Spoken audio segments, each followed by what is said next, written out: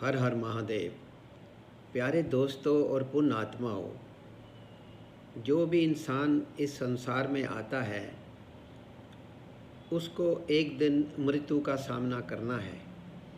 चाहे वो श्री भगवान हो, महान आत्मा हो, देव आत्मा हो, अच्छा इंसान हो, बुरा इंसान हो, जीव जंतु हो।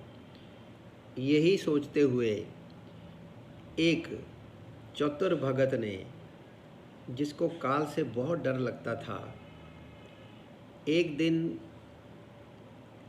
उसे चतुराई सूझी और उसने काल को अपना मित्र बना लिया। उसकी पूजा कर कर के, उसकी भक्ति कर कर के। अब उसने अपने मित्र काल से कहा, मित्र, तुम किसी को भी नहीं छोड़ते हो, किसी दिन मुझे भी आकर ले जाओगे। काल ने कहा, दोस्त, ये मृत्यु लोक है, जो आया है उसे मरना ही है। सृष्टि का ये शाश्वत नियम है, इसलिए मैं मजबूर हूँ। पर तुम मित्र हो, इसलिए मैं जितनी रियायत कर सकूँगा करूँगा। मुझसे क्या आशा रखते हो, साफ साफ कहो। ये काल उस भगत प्राणी को बता रहा है जो बड़ा चतुर है। व्यक्ति ने कहा, मित्र, मैं इतना ही चाहता हूँ कि आप मुझे अपने लोक ले जाने के लिए आने से कुछ दिन पहले एक पत्र अवश्य लिख देना, ताकि मैं अपने बाल बच्चों को कारोबार की सभी बातें अच्छी तरह से समझा दूं और स्वयं भी भगवान भजन में लग जाऊं। काल ने प्रेम से कहा, ये कौन सी बड़ी बात है, मैं एक नहीं आपको 4 पत्र भेजूंगा, चिंता मत करो। चारों पत्रों के बीच समा भी अच्छा खासा दूंगा, ताकि तुम सचेत होकर अपने दुनिया के सारे काम निपटा लो। ये काल ने जवाब दिया अपने भगत को। भगत बड़ा प्रसन्न हुआ, सोचने लगा, आज से मेरे मन से काल का भय भी निकल गया। मैं जाने से पूर्व अपने सभी कार्य पूर्ण करके जाऊंगा, तो देवता भी मेरा स्वागत करेंगे और मुझे देवलोक के रास्ते पे भेजेंगे। दिन बीतते गए, आखिर मृत्यु की घड़ी आ पहुंची।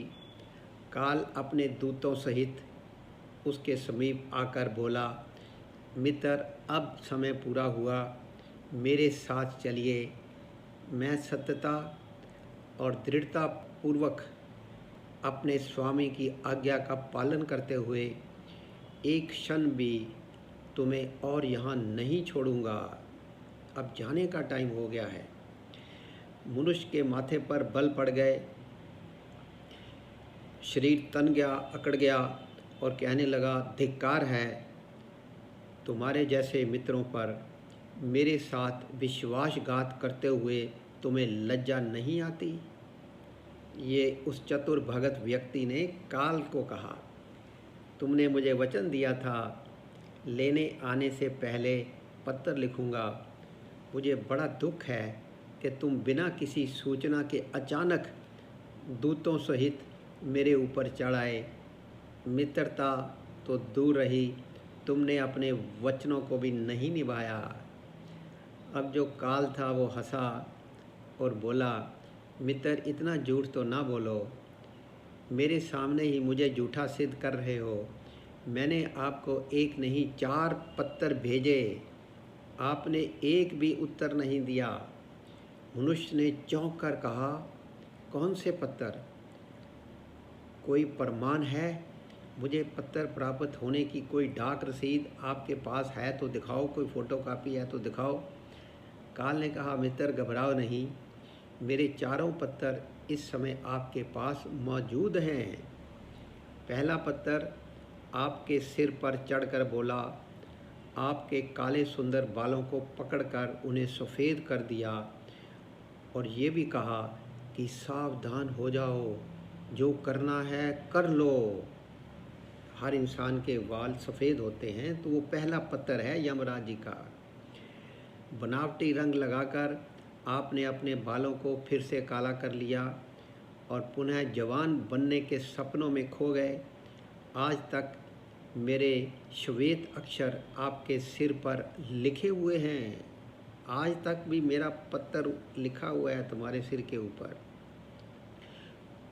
कुछ दिन बाद मैंने दूसरा पत्थर आपके नेत्रों के प्रति भेजा। नेत्र की ज्योति मंद होने लगी, फिर भी आँखों पर मोटे शीशे चढ़ाकर आप जगत को देखने का प्रयत्न करने लगे। 2 मिनट भी संसार की ओर से आंखें बंद करके ज्योति स्वरूप महाप्रभु का ध्यान मन में नहीं किया, फिर भी प्रभु को नहीं जपा। इतने पर भी सावधान नहीं हुए तो मुझे आपकी दीन दशा पर बहुत तरस आया और मित्रता के नाते मैंने तीसरा पत्थर भी भेजा। इस पत्थर ने आपके दांतों को छुआ, हिलाया और तोड़ा। आपने इस पत्थर का भी जवाब न दिया, बल्कि नकली दांत लगवाए जबरदस्ती संसार के भौतिक पदार्थों का स्वाद लेने लगे।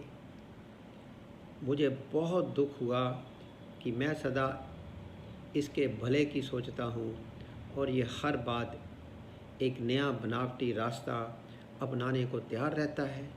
ये काल बता रहा है अपने दोस्त को। अपने अंतिम पत्थर के रूप में मैंने रोग, क्लेश तथा पीड़ाओं को भेजा, परंतु आपने हंकारवश सब अनसुना कर दिया। आप दवाइयाँ खाते रहे, बड़े बड़े ऑपरेशन कराते रहे, हॉस्पिटलों में जाते रहे। जब मनुष्य ने काल के भेजे हुए पत्रों को समझा तो फूट फूट कर रोने लगा और अपने विपरीत कर्मों पर पश्चाताप करने लगा। उसने स्वीकार किया कि मैंने गफलत में शुभ चेतावनी भरे इन पत्रों को नहीं पढ़ा। मैं सदा यही सोचता रहा कि कल से भगवान का भजन करूँगा, अपनी कमाई अच्छे शुभ कर्मों में लगाऊँगा, पर वह कल नहीं आया। काल ने कहा, आज तक तुमने जो कुछ भी किया राग, रंग, स्वार्थ और भोगों के लिए किया। जानबूझकर ईश्वरीय नियमों को तोड़कर जो काम करता है वह क्षमा योग्य नहीं है। मनुष्य को जब अपनी बातों से काम बनता नज़र नहीं आया तो उसने काल को करोड़ों की संपत्ति का लोभ दिखाया। देखो, काल ने हंसकर कहा, मित्र, ये मेरे लिए धूल से अधिक कुछ भी नहीं है। धन, दौलत, शोहरत, सत्ता, ये सब लोभ संसारी लोगों को वश में कर सकता है, मुझे नहीं। मनुष्य ने पूछा, क्या कोई ऐसी वस्तु नहीं जो तुम्हें भी प्रिय हो, जिससे तुम्हें लुभाया जा सके? ऐसा कैसे हो सकता है? काल ने उत्तर दिया, यदि तुम मुझे लुभाना ही चाहते थे तो सच्चाई और शुभ कर्मों का धन संग्रह करते। ये ऐसा धन है जिसके आगे मैं विवश हो सकता था, अपने निर्णय पर पुनर्विचार को बाध्य हो सकता था, पर तुम्हारे पास तो ये धन धेले का भी नहीं है। तेरा बैंक अकाउंट भी ज़ीरो है, हरिधन है ही नहीं। तुम्हारे ये सारे रुपए, पैसे, ज़मीन, जायदाद, तिजोरी में जमा धन संपत्ति सब यहीं छूट जाएगा। मेरे साथ तुम भी उसी प्रकार निवस्त्र जाओगे जैसे कोई भिखारी की आत्मा जाती है, सब उसी रूप में जाते हैं। काल ने जब मनुष्य की एक भी बात नहीं सुनी तो वह हाय हाय करके रोने लगा।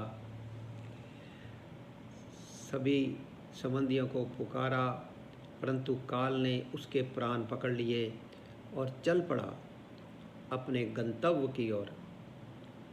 काल ने कितनी बड़ी बात कही। एक ही सत्य है जो अटल है और वह ये है कि हम मरेंगे एक दिन बस, यही एक बात जन्म के साथ ही तय हो जाती है, परंतु काल कभी भी दस्तक दे सकता है। प्रतिदिन उसकी तैयारी करनी होगी। समय के साथ उम्र की निशानियों को देखकर जो कम से कम हमें प्रभु परमेश्वर की याद में रहने का अभ्यास करना चाहिए। यही दोस्तों जो हमारे यमराज जी हैं वो 4 पत्र हमको भेजते हैं टाइम टू टाइम कि हे मानव तू होशियार हो जा, अपने इष्ट को, अपने परमेश्वर को, अपने प्रभु को याद कर, क्योंकि जब फिर मेरे दूत आएंगे, चित्रगुप्त जी तेरा नोट कर रहे हैं सब कुछ, फिर मैं तुम्हें टाइम नहीं दूंगा। तो हमें हमेशा अपने जीवन काल में इन 4 पत्रों का जो निशानियों के रूप में वो बताते हैं, ध्यान रख के प्रभु के चरणों में अपनी वंदना शुरू करनी पड़ेगी जल्दी से जल्दी। हर हर महादेव, महाकाल की जय हो।